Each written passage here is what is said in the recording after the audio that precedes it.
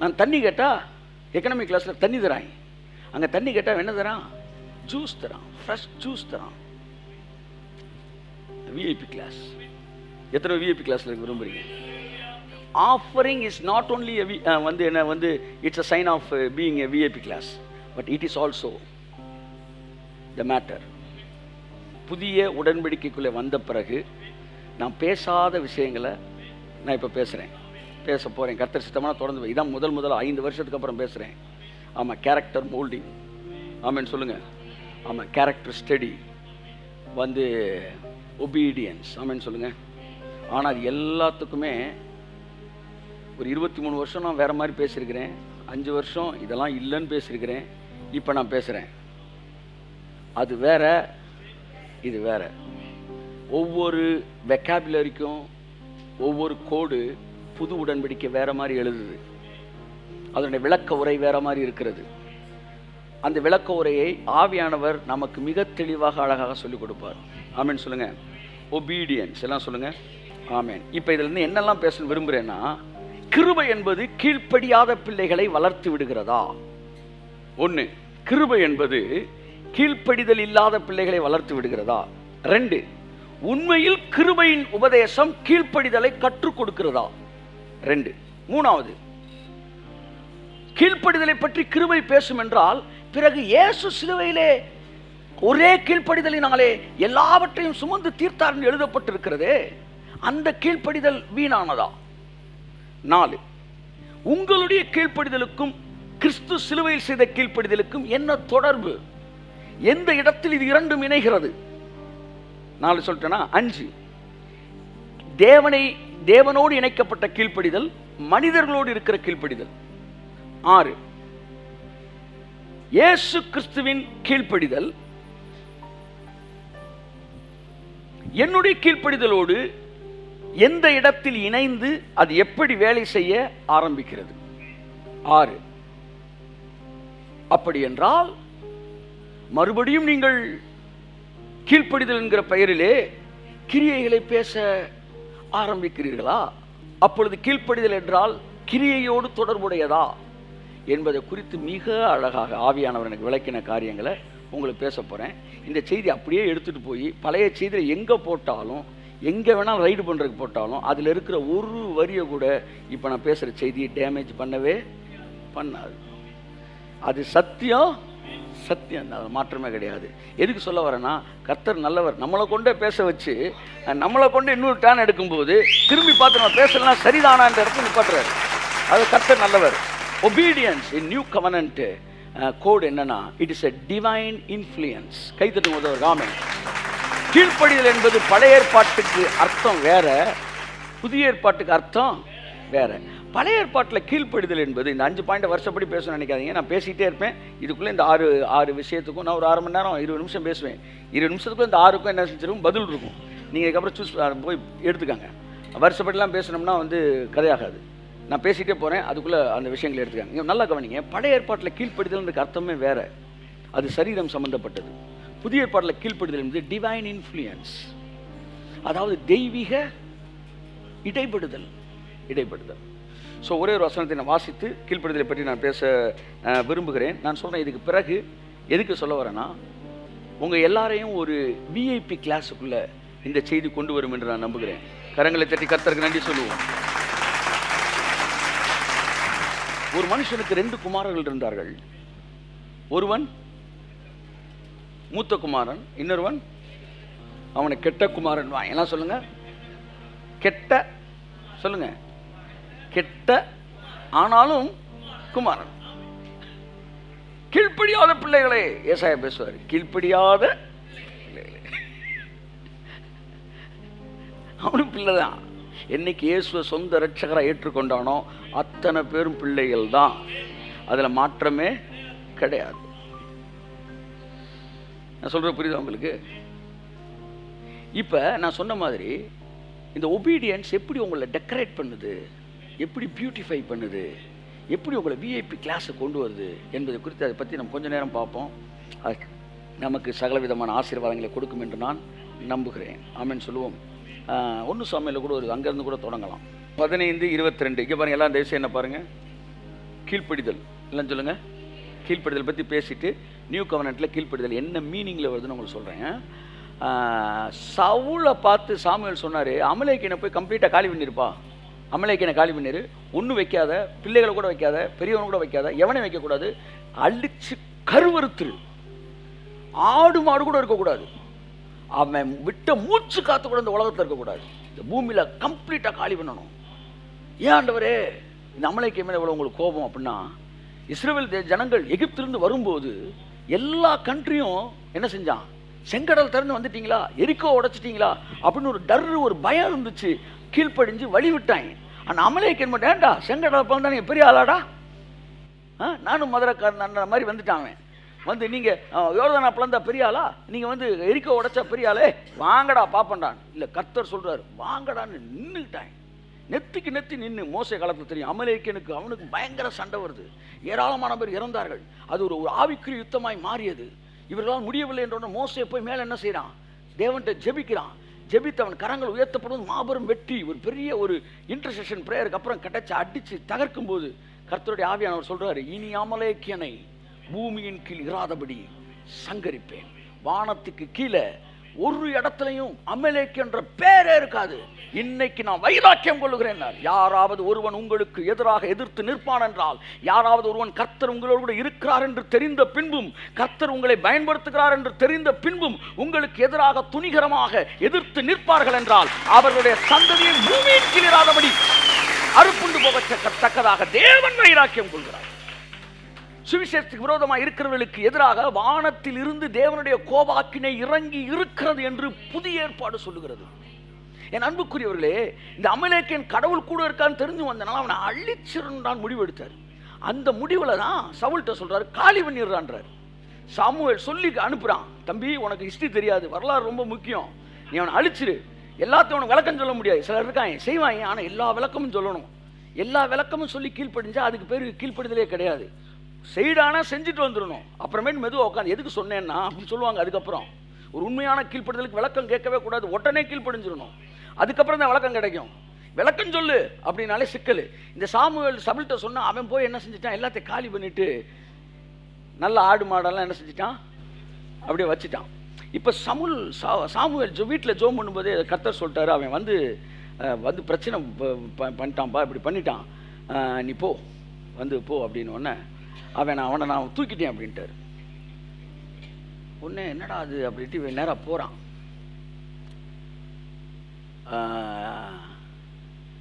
Samuel சவுல்கிட்ட வந்து கேட்குறான், என்னப்பா எல்லாம் முடிச்சிட்டியான்னு. ஐயா எல்லாத்தையும் க்ளீனாக வந்து காலி பண்ணிட்டேன். உடனே சாமுவேல் கேட்குறாரு, எல்லாம் காலி பண்ணிட்டேன்ற, ஆடு மாடு சத்தம்ல என் காது கேட்குதே அப்படின்ற. இல்லையே தூரமாக தானே வச்சுருக்கேன், உங்களுக்கு எப்படி கேட்க வாய்ப்பே இல்லையே. இல்லைப்பா நான் இந்த காதில் இல்லை, நான் வீட்டில் இருக்க காதில் கேட்டுருச்சு. உடனே சொல்கிறேன், அது நம்ம எதுக்கு பலியிடுறதுக்கு வச்சிருக்கிறேன். ஓ நல்ல வேலை இல்லை, நான் மறந்தே போயிட்டேனப்பா அப்படி சொல்லுவார், பெருசுன்னு நினச்சிருக்கான். அவன் என்ன சொல்லிட்டான், அப்போ தான் இந்த வசனம் சொல்கிறான், பைபிளில் ரொம்ப அதிர்வான வசனங்களில் ஒன்று வாசிப்போம். அதற்கு சாமுவேல், கர்த்தருடைய சத்தத்திற்கு கீழ்ப்படிவதை பார்க்கிலும் சர்வாங்க தகனங்களும் பலிகளும் கர்த்தருக்கு பிரியமாயிருக்குமோ பலியை பார்க்கிலும் கீழ்ப்படிதலும், கையை தட்டிருங்க, ஆட்டு கடாக்களின் நிலத்தை பார்க்கிலும் செவி கொடுத்தலும் உத்தமம். கையை தட்டுவதற்கு ஆமென். கீழ்ப்படிதலே முக்கியம். என்னடா ஆடு, என்னடா மாடு, கர்த்தருக்கு பலி செலுத்துறது வந்து எங்களுக்கு தெரியாதா? அது என்ன ஆடு மாடு? 1000 ஆடு மாடை நீ கொண்டு வந்தாலும் கீழ்ப்படிதலே முக்கியம். எத்தனையோ பேரை பார்த்துருக்கேன், நல்லா பாட்டு போடுவாங்க, கை தட்டுவாங்க, வந்து ஆவியில் நிறைவாங்க. ஆனால் ஒரு சில விஷயங்களை நீங்கள் ஆலோசனை சொன்னீங்கன்னா அதில் ஸ்டப்பானாக இருப்பாங்க, பல வருடங்களில் அப்படியே இருப்பாங்க. அப்போ நான் ஜோமுன்னு, ஏன் இவங்களுடைய ஃபினான்ஷியல் ஏரியாவில் மாற்றமே இல்லை, ஏன் உங்கள் பர்சனல் ஏரியாவில் ஒரு ஏரியா மட்டும் வேக்கமாக இருக்குன்னா, அவர்கள் அப்போ இருந்தே கீழ்ப்படியாமை என்கிற ஒரு ட்ராக்கை தனியாக மெயின்டைன் பண்ணிகிட்டே இருப்பாங்க. அப்போ வந்து கை தட்டுறது, பாட்டு பாடுறது, இதெல்லாம் கீழ்ப்படிதல் இல்லையா? இயேசு ஏற்றுக்கொண்டனால அவங்க கீழ்ப்படிதல் பிள்ளை தானே, அப்போ பரலோகத்துக்கு வர மாட்டாங்களா? பரலோகத்துக்கு வந்துடுவான். இப்போ நான் வந்து உயிர்த்தெழுதலை பற்றி பேசலை, ஜீவனை பற்றி பேசிக்கிட்டு இருக்கிறேன், இந்த பூமியில் வெற்றியுள்ள ஒரு வாழ்க்கையை பற்றி பேசிக்கிட்டு இருக்கிறேன். இவர்கள் வாழ்க்கையில் ஏன் இந்த கோலம் என்று சொல்லலாம். கடைசியில் பார்த்தா இத்தனை வருஷமாக அந்த ஒரு விஷயத்தில் மட்டும் நீங்கள் சொல்கிறத கேட்கவே மாட்டேன். அந்த இடத்துல அவன் மட்டும்தான் அங்கே ராஜாவாக இருப்பான். அந்த இடத்துல வந்து அவங்களுடைய டெசிஷன் மட்டும்தான் அங்கே நிற்கும். அப்போ இந்த சவுல் வந்து அவனுடைய பாடி லாங்குவேஜ் ரொம்ப சூப்பரா இருக்கு. அவன் பேசுனது பயங்கரமா இருக்கு. ஆனா உள்ள எடுத்த டெசிஷன் அது யார் வந்தாலும் மாற்ற முடியாது. என் அன்புக்குரியவர்களே, அப்படித்தான் வந்து நான் சபைக்குள்ள சொல்றேன். உங்களில் சிலருக்கு, நான் இத்தனை வருஷமா சர்ச்சுக்கு வரேன், என் லைஃப்ல ஒரு சேஞ்ச் இல்லையே. நீங்க சொன்னீங்க ஏசு எல்லாத்தையும் முடிச்சிட்டாரு. ஆமா முடிச்சிட்டாரு. இப்போ ஒன்னையும் முடிச்சிட வேண்டியதுதான். இல்ல செத்தா பரலோகத்துக்கு போனா கட்டாயம் போயிடுவேன். ஆனா எப்ப சாகுறேன்னு சொல்லு. இயேசு செத்தது அது எல்லாம் முடிச்சிட்டாரு. இப்போ நான் உன் ஒபீடியன்ஸை பற்றி பேசிட்டு இருக்கிறேன். ஒவ்வொரு முறையும் உன்னுடைய ஒபீடியன்ஸை பேசும்போது இயேசு செஞ்சு முடிச்ச அந்த டேங்க்ல இருந்த தண்ணியை உன் டேப்பை திறக்கும் போது எப்படி வெளியில வந்து வாளியை நிரப்புதோ, அப்படி ஒவ்வொரு உன்னுடைய கீழ்ப்படுதலும் இயேசு முடித்த ஐஸ்வர்யத்தை உன் வாழ்க்கைக்குள்ளே கொண்டு வருகிறது. கொண்டு வருகிறது. ஸோ என்னுடைய ஒபீடியன்ஸ் டேப்பை திறந்து விடுது. தண்ணியை பூமியிலேருந்து எடுக்கல, துப்புன்னு எடுக்கல, அது எடுத்து கும்முன்னு நிரப்பி வச்சிருக்கிறாரு. நிரப்பி வச்சு கொண்டு வந்து டேப்பில் வந்து அந்த பைப் வழியாக வந்து நிற்கிது, முட்டிக்கிட்டு நிற்கிது தண்ணி. அது என்ன சொல்லுது? சார் உங்கள் விருப்பத்துக்கு தான் நாங்கள் நிற்கிறோம். நீங்கள் பாத்ரூமில் தண்ணி வேணும்னு விரும்பினா இங்கே டேப்பை தரங்க. இல்லை சொல்லுங்கள், கிச்சனில் தண்ணி வேணும்னு சொன்னால் அங்கேயும் நாங்கள் தண்ணி முட்டிக்கிட்டு தான் இருக்கு, அங்கே டேப்பை தரங்க. இல்லை வந்து வேற கார்டனுக்கு தண்ணி வேணும்னா அங்கேயும் தண்ணி முட்டிக்கிட்டு இருக்கு, அங்கே தரங்க. எல்லா இடத்துலையும் தண்ணி இருக்கு. இப்போ உங்களுடைய கீழ்ப்படிதல் தேவை. இதை கீழ்ப்படிதல்னு சொல்றதா உங்க விருப்பம் சொல்றதா? சொல்லுங்க. எதுக்கு இந்த டேப்னு இடையில ஒன்று வைக்கிறீங்க? அப்போ எல்லாத்தையும் அவுத்து விடு. அவுத்து விட்டா என்ன ஆகும்? உங்க அனுமதியே இல்லாமல் தண்ணி உங்க வீட்டை நிரப்ப ஆரம்பிக்கும். அதனால தேவன் தன்னுடைய கீழ்ப்படிதனால் முடிச்சு வச்ச ஆசீர்வாதத்தை கொண்டு வந்து உன் கடைசி கீழ்ப்படிதல் நிப்பாட்டி வைக்கிறார். நீ டேப்பை திறந்தீங்கன்னா உனக்கு வந்துடும். ஐஸ்வர்யத்தை முடிச்சு வந்து நிற்கிறாரு, நீ ஆஃபரிங்கில் வந்து டேப்பில் வச்சிருக்காரு. நீ அங்கே ஓப்பன் பண்ண உடனே அவர் முடிச்ச ஐஸ்வர்யம் கப்ப கப்ப கப்ப கப்பன்னு உள்ள கொட்டுது. ஆரோக்கியத்துக்கு ஒரு டேப்பு, ஐஸ்வர்யத்துக்கு ஒரு டேப்பு, நீடிய வாழ்வுக்கு ஒரு டேப்பு. பாப்பு சொல்லுங்க, எல்லாத்துக்கும் ஒரு டேப்பு. எது உங்களுக்கு வேணுமோ அதை வந்து நீங்க வேதம் சொல்லுகிறபடி திறக்கும் போது அது இட் இஸ் கால்ட் ஒபீடியன்ஸ். அது உங்களை நிரப்ப ஆரம்பிக்குது. பழைய ஏற்பாட்டில் கீழ்ப்படிதல்ன்றது போரை போட்டு தண்ணி எடுக்கிறது. பழைய ஏற்பாடு கீழ்ப்படிதல் என்னன்னு நான் அப்புறம் சொல்றேன் உங்களுக்கு. பழைய ஏற்பாட்டு கீழ்ப்படிதல் கற்பனைகளுக்கும் கட்டளைகளுக்கும் கீழ்ப்படிதல். புதிய ஏற்பாட்டு கீழ்ப்படிதல் விசுவாசத்துக்கு கீழ்ப்படிதல். கை தட்டுங்க ஒருத்தவருக்கு. புதிய ஏற்பாடு முழுவதும் கீழ்ப்படிதல் வார்த்தை விசுவாசத்துக்கு கீழ்ப்படிந்தார்கள், விசுவாசத்துக்கு கீழ்ப்படிந்தார்கள். அப்படிதான் வருது. அப்படின்னா ஒரு வசனம் பிரசங்கம் பண்ணும்போது அதை நம்புறான் பாருங்க, நம்புறவன் கீழ்ப்படிவான். இப்ப காணிக்க பத்தி நான் பேசும்போது அது யார் நம்ம கீழ்ப்படிவா? எவன் நம்புறானோ அவன் கீழ்ப்படிவான். அப்ப இந்த கீழ்ப்படிதல் பேர் என்ன? விசுவாச கீழ்ப்படிதல். விசுவாசிக்கிறவர்கள் கீழ்ப்படிந்தால். பழைய ஏற்பாட்டில் விசுவாச கீழ்ப்படிதலே கிடையாது. அங்க என்ன கீழ்ப்படிதல்? கற்பனைகளுக்கும் கிரியைகளுக்குமான கீழ்ப்படிதல். சோ கீழ்ப்படிதலே முக்கியம். எல்லாம் சொல்லுங்க. இப்ப பழைய ஏற்பாட்டில் கீழ்ப்படிதல்ன்றதுக்கு அர்த்தமே வேற, புதிய ஏற்பாட்டில் கீழ்ப்படிதல்ன்றதுக்கு அர்த்தம் உபாகமம் 11:13. நீங்கள் உங்கள் தேவனாகிய கர்த்தரிடத்தில் உங்கள் முழு இருதயத்தோடும் உங்கள் முழு ஆத்மாவோடும் அன்பு கூர்ந்து அவரை சேவிக்கும்படி நான் இன்று உங்களுக்கு கற்பிக்கிற என் கற்பனைகளுக்கு கீழ்ப்படிந்தால். என் கற்பனைகளுக்கு கீழ்ப்படிந்தால். பழைய ஏற்பாடு எது கீழ்ப்படுகிறோம்? கட்டளைகளுக்கும் கற்பனைகளுக்கும் என்ன செய்கிறோம்? கீழ்ப்படுகிறோம். புதிய ஏற்பாட்டில் கீழ்ப்படிதல் எங்க வருகிறது? அப்போஸ்தலர் 6:7. அப்போஸ்தலர் நடவடிக்கைகள் 6:7. தேவவசனம் விருத்தி அடைந்தது, சீஷருடைய தொகை எருசலேமில் மிகவும் பெருகிற்று, ஆசாரியர்களில் அநேகரும் விசுவாசத்துக்கு கீழ்ப்படிந்தார்கள். விசுவாசத்துக்கு கீழ்ப்படிந்தார்கள். ரெண்டு கால வித்தியாசம் பாருங்க. பழைய ஏற்பாட்டில் இப்படி சொல்லவா, கீழ்ப்படிதல் மேல அவன் விசுவாசம் இருந்துச்சு. புதிய ஏற்பாட்டில் விசுவாசிப்பதையே கீழ்ப்படிதலாக தேவன் எடுத்தார். புரியுது நான் சொல்றது உங்களுக்கு? இப்படி கூட சொல்றேன். அதாவது on obedience அவங்களுடைய விசுவாசம் கீழ்ப்படிதல் இருந்தது. புதிய ஏற்பாட்டிலே நம்முடைய விசுவாசத்தையே தேவன் கீழ்ப்படிதலாக அங்கீகரிக்கிறார். அப்ப என் விசுவாசத்தை எப்படி காட்டுறேன்? ஒரு கிரியையில காட்டுறேன் என் விசுவாசத்தை. அந்த விசுவாசம் கிரியையில வரும்போது அது கீழ்ப்படிதலாக கன்சிடர் பண்ணப்படுகிறது. இப்ப தேவன் வந்து ஒரு குறிப்பிட்ட நபர் காட்டி போய் ஜோம் பண்ணு அப்படின்னு சொல்றாருல, இதை நான் விசுவாசத்தை நான் என்ன செய்வேன்? ஜோம் பண்ணு. இது கிரியே கிடையாது. It is an output of faith. இப்போ தான் நான் வரேன். நியூ கவர்னன்ட்ல ஒபீடியன்ஸ்க்கு என்ன மீனிங்னா அவுட்புட் ஆஃப் ஃபெய்த். சூப்பர், கை தட்டுங்க ஒருத்தவருக்கு.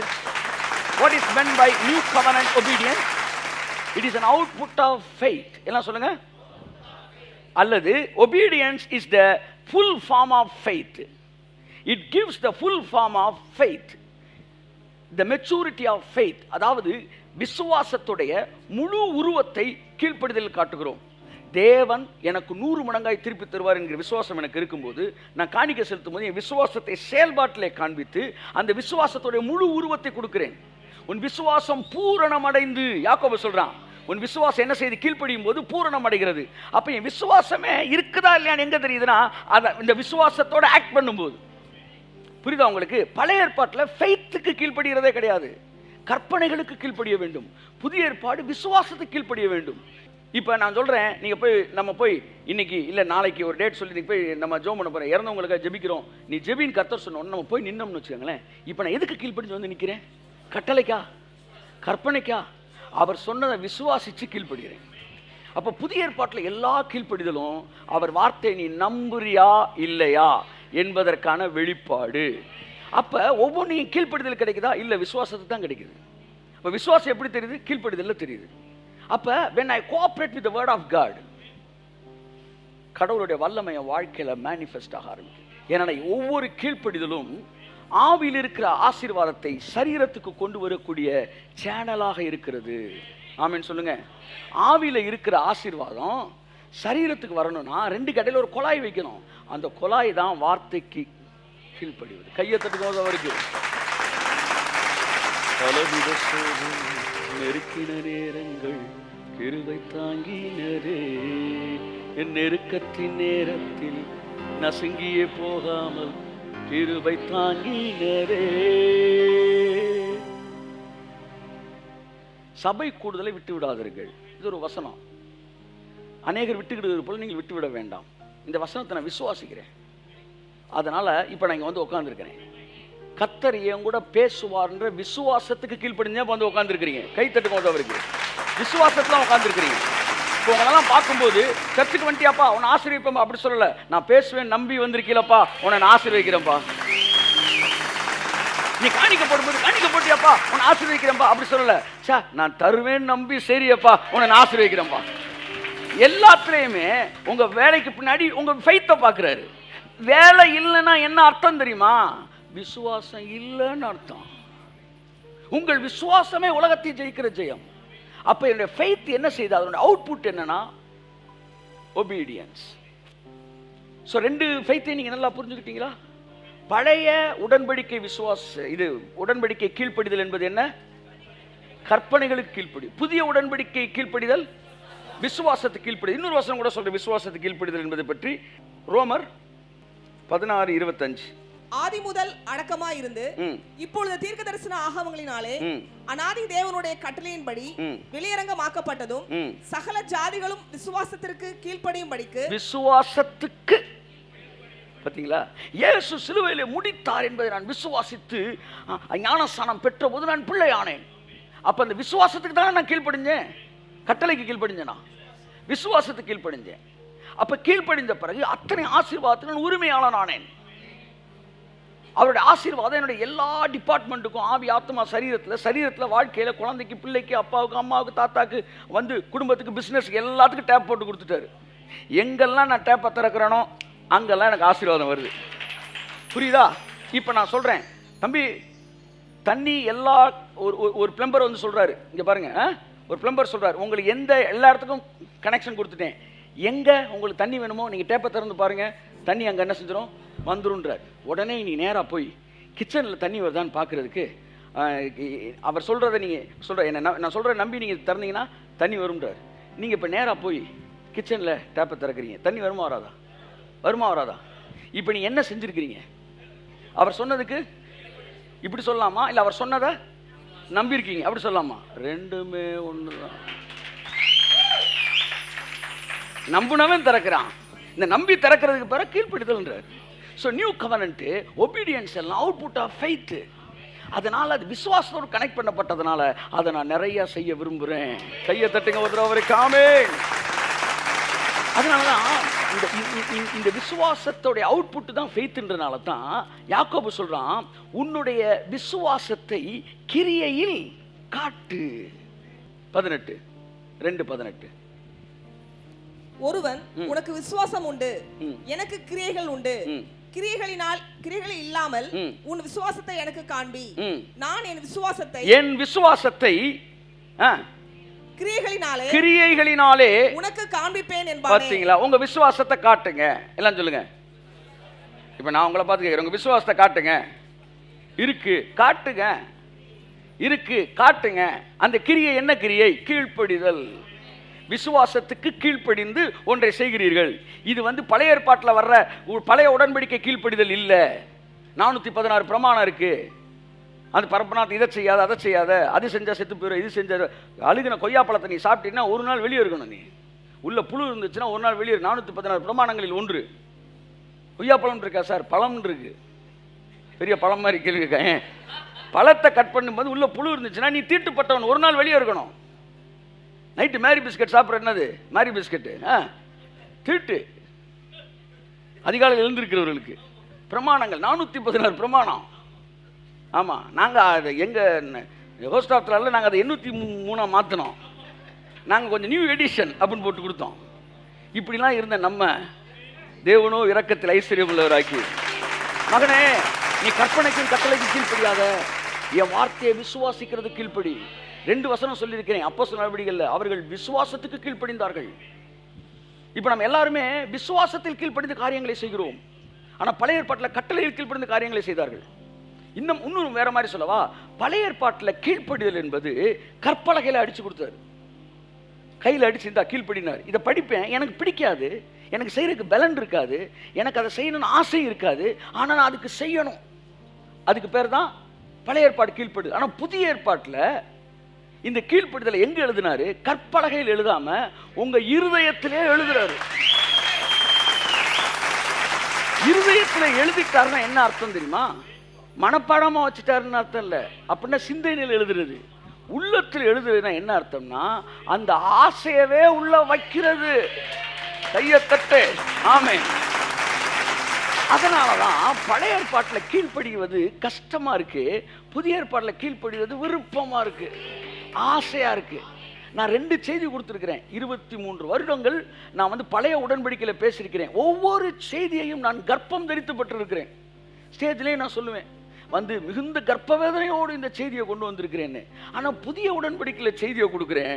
இதில் அவுட் ஆஃப் ஓவர்ஃபுல்னஸ்ல சந்தோஷத்தை தான் கொடுக்குறேன்.